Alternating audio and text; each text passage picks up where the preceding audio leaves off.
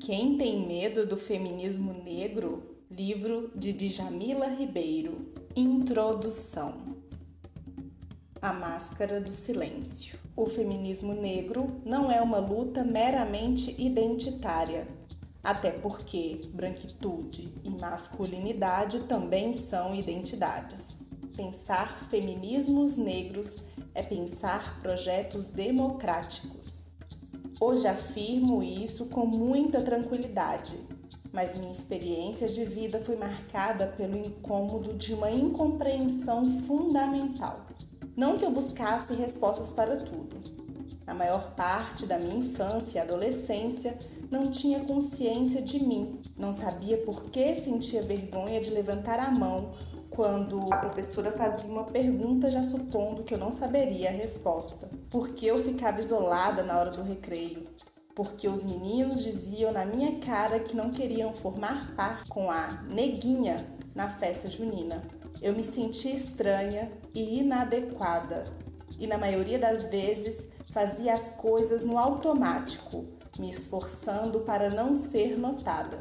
Aprendi a jogar xadrez aos 6 anos, na União Cultural Brasil-União Soviética, lugar onde os comunistas da cidade de Santos levavam seus filhos para fazer cursos ou para se divertir nos fins de semana. Aos 8, fiquei em 3º lugar no torneio da cidade. Lembro que senti vergonha durante a premiação, com todas aquelas pessoas me olhando. Meu nome saiu no maior jornal da cidade e meu pai o mostrava orgulhoso a todos que iam à nossa casa. Mas todo dia eu tinha que ouvir piadas envolvendo meu cabelo e a cor da minha pele. Lembro que nas aulas de história sentia a orelha queimar com aquela narrativa que reduzia os negros à escravidão, como se não tivessem um passado na África, como se não houvesse existido resistência. Quando aparecia a figura de uma mulher escravizada na cartilha ou no livro, sabia que viriam comentários como: "Olha a mãe da Djamila ali". Eu odiava essas aulas ou qualquer menção ao passado escravocrata. Me encolhia na carteira tentando me esconder. Em casa, a situação era outra. Eu gostava da atenção, me sentia segura. Soltava meus cabelos crespos, era falante até pretensiosa. Gostava de ler e brincar como qualquer criança. No prédio onde cresci, éramos a única família negra. Morávamos no apartamento número 1 e sempre que alguém fazia uma traquinagem, culpavam os neguinhos lá da frente, embora na maioria das vezes nem tivéssemos participação no caso. Mas morar no térreo tinha suas vantagens. Foi na janela do meu quarto, que dava para a rua, que ouvi uma conversa entre um dos moradores do prédio e uma vizinha de 12 anos. Enquanto regava o pequeno jardim que monopolizava, esse senhor perguntou à menina quando ela iria ao seu apartamento de novo para brincar de sentar no colo dele. Evito aqui a expressão que de fato usou por considerá-la ofensiva demais. Contei tudo para minha mãe e descobriram que não somente aquele senhor abusava dela, mas também o pastor de uma igreja próxima. Houve uma tentativa de me desmentir, argumentando que eu era muito nova e não havia entendido direito. Mas depois daquele dia, eles quase não foram mais vistos no prédio. A neguinha lá da frente tinha se mostrado muito mais esperta que eles. Por mais que eu tirasse boas notas, fosse saudável e inteligente, uma sensação de inadequação sempre me perseguia. Assim como em A Náusea, de Sartre, em que o enjoo do personagem passava temporariamente a ouvir Billie Holiday, comigo isso acontecia quando ia visitar minha avó em Piracicaba, cidade natal da minha mãe, onde passei muitas das minhas férias. Dona Antônia sabia como ninguém me fazer sentir segura. Era benzedeira das boas. No dia em que atendia, uma fila se formava quarteirão afora e a gente precisava brincar na rua para não atrapalhar. Eu costumava ficar ouvindo embaixo da janela e sair correndo quando ela percebia. Até hoje guardo a memória olfativa da casa dela, um misto de boldo, incenso de arruda, o feijão que só ela sabia fazer e o doce de abóbora com coco. Quando eu sentia dor de barriga, ela pegava uma erva do quintal e fazia um chá, hábito que tenho até hoje, com diferença de que compro minhas ervas na feira. Ela me benzia e depois, se demorasse a passar, ficava apertando minha barriga enquanto murmurava algo inaudível. Devo ter mentido algumas vezes quanto à dor de barriga só para dormir enquanto ela me massageava. Minha avó gostava de trançar meus cabelos. Diferente da minha mãe, que não tinha muita paciência, com ela o processo podia levar gostosas horas. Cuidadosamente, ela separava meus cabelos em mechas, passava Yamasterol, cujo cheiro eu amava e me foi familiar por décadas. Penteava gentilmente cada mecha e depois trançava. Desconfio que desfazia algumas, alegando que não tinham ficado boas, só para prolongar aqueles momentos. Por ser a neta de Santos, que não via com tanta frequência, eu sempre dormia com ela quando ficava na sua casa. Acordava com o cheiro de café e deparava com a mesa farta. "Come, você está muito magra", minha avó dizia, e eu obedecia. Uma vez, ela foi a uma excursão para Aparecida do Norte e me levou junto. Como ela já havia comprado o pacote antes da minha ida para sua casa, passei a viagem ora no chão do ônibus, encostada em seus pés, ora no seu colo. Não havia poltrona para mim, mas ela fizera questão de que eu fosse também. Minha avó sempre insistia para que meus tios me levassem para passear, comprassem doces, me mimassem, cortassem cana para eu mascar ou pegassem manga verde do pé, que ela preparava com sal. Com vovó, toda a dor e qualquer sentimento de inadequação ou medo passavam. Parecia que lá, com ela, minha vida ganhava sentido. Eu tinha prazer em sentir o vento no rosto quando saía para empinar pipa na escola agrícola, ou enquanto aguardava ansiosamente seus atendimentos acabarem para ser benzida também. Era a única que podia mexer no rádio-relógio com o telefone sem fio que uma das pessoas que atendia havia lhe dado.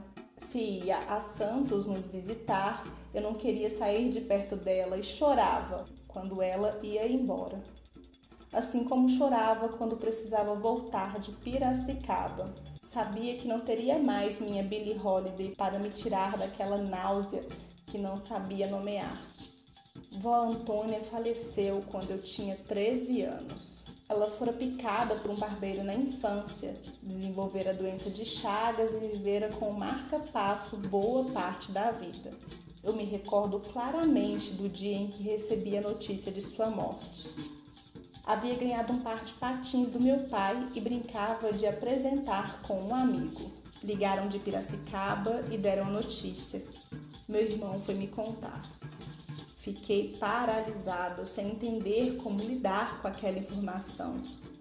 Meu amigo disse apressado: "Vamos, é a sua vez de patinar." Acostumada a querer agradar as pessoas para que fossem minhas amigas, patinei, sem saber o que estava fazendo. Por um tempo, já adulta, quando me lembrava dessa cena, me culpava por julgar que não havia respeitado a minha avó. Tempos depois, me dei conta de que ela teria achado graça. Em 1988, precisei insistir para fazer a leitura principal do dia do livro. A professora havia escolhido uma colega de classe branca, de cabelo liso, que não lia bem. Eu já lia com fluência, mas mesmo assim a professora relutou. Já estávamos bem perto do dia da apresentação e a outra menina ainda não evoluía nos ensaios. Então a professora não teve opção a não ser me escolher. Me saí muito bem no evento e recebi elogios dos professores e pais. Mais de uma vez fui premiada por estar entre os melhores alunos da escola. no Anuário Escolar do Estado de São Paulo de 1990, com os nomes dos estudantes que tiraram melhores notas no ano, lá estava eu como aluna do Colégio Moderno de Estivadores. Eu tinha 10 anos na época. Meus pais e eu ficamos muito felizes. Ainda tenho a foto da minha mãe me entregando um livro de presente pelo meu desempenho. Apesar do orgulho visível em meus olhos, senti uma força agindo sobre mim que muitas vezes me impedia de falar ou existir plenamente em alguns espaços. Como passava muito tempo sozinha, eu fantasiava demais. Achava que, se ficasse na frente do prédio, um olheiro de passagem acabaria me chamando para ser modelo. Eu estamparia as capas das revistas e meus colegas sentiriam inveja de mim. Às vezes, eu me imaginava fora das situações cotidianas para não enfrentar a realidade. Esses momentos aliviavam a náusea, mas o sentimento de inadequação permanecia. Estudei inglês na escola mais conhecida da cidade. Lembro que quando cheguei para a primeira aula, as conversas animadas foram substituídas pelo silêncio assim que fui vista. Todos pararam para me olhar e comentar. Mas não perdi a pose. Segurei os livros bem junto de mim, ergui a cabeça e fingi que não havia nada acontecendo. Depois daquilo, comecei a chegar em cima da hora para a aula, em mais uma tentativa de não ser notada. Os outros alunos passavam as férias na Disney ou em Paris. O mais longe que eu ia era Piracicaba ou Peruíbe, numa casa que meu pai construiu com amigos. Na volta às aulas, eles conversavam animados sobre tudo que tinham visto e eu ficava ouvindo com um sorriso no rosto, tentando agradar. Até que um dia um dos professores os obrigou a fazer perguntas sobre minhas férias também.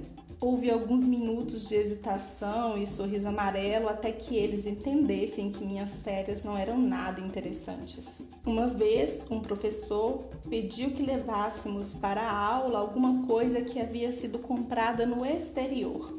Por sorte, a garota que tinha feito dupla comigo tinha uma amiga que viajava sempre. Fomos ao prédio dela, em frente à praia, buscar porta-joias e algumas outras coisas. Viajar para fora do país era algo tão distante para mim, nem sequer havia andado de avião, que me recordo de ter ficado impressionada com a facilidade com que a garota explicava cada item. E me lembro perfeitamente da minha dupla se gabando de ter uma amiga viajada.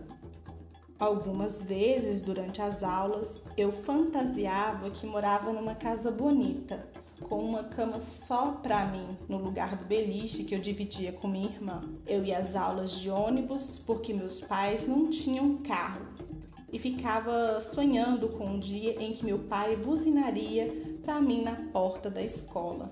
Também imaginava que a qualquer momento minha mãe bateria na porta dizendo que eu tinha esquecido o guarda-chuva ou qualquer outra coisa, como faziam a mãe dos outros alunos que não precisavam trabalhar o dia inteiro como a minha.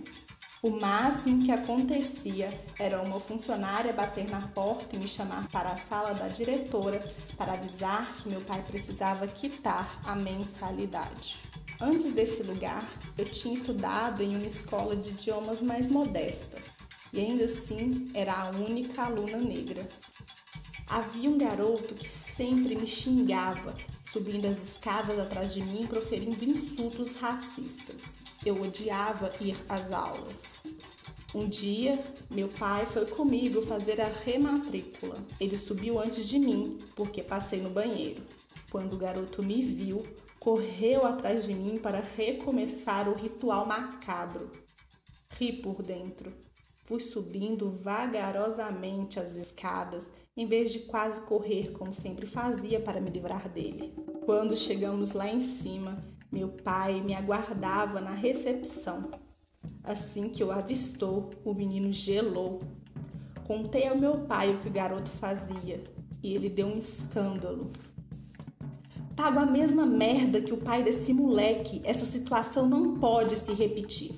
O garoto nunca mais teve coragem de me encarar e durante as aulas fazia o possível para se mostrar agradável. Apesar dessa história, eu preferia essa primeira escola por ser menor, o que fazia com que meus problemas também fossem. Quando fui estudar em outro lugar, minha capa de proteção precisou ficar mais grossa. Às vezes mentia sobre conhecer outras cidades e dizia que meu pai era advogado e não um trabalhador braçal. Também falava que ele ia me buscar, mas que esperava na outra esquina, com o carro porque não conseguia estacionar. Quando me viam no ponto de ônibus, eu alegava que ele estava trabalhando. O fato de ser a única menina negra da sala por anos numa escola de pessoas de outra classe social me fez agir assim. Ser a CDF evitou que eu fosse xingada algumas vezes, mas nunca me protegeu de verdade. Descobri que podia fazer com que os outros alunos, que até então só riam de mim, precisassem de mim. Ajudava-os a estudar, fazia lição por eles, passava cola. Vivia explicando para os outros as matérias que dominava bem. Então passei a dar aulas particulares de inglês e português para crianças mais novas e a receber por isso. Um dia coloquei um anúncio no jornal e consegui um aluno de outra escola. Foi outra forma de fuga por um tempo, mas eu ainda não entendi o que me fazia sentir aquela sensação de gelo na barriga toda vez que passava por um grupo de meninos na rua ou uma professora me pedia para dar um recado na outra classe.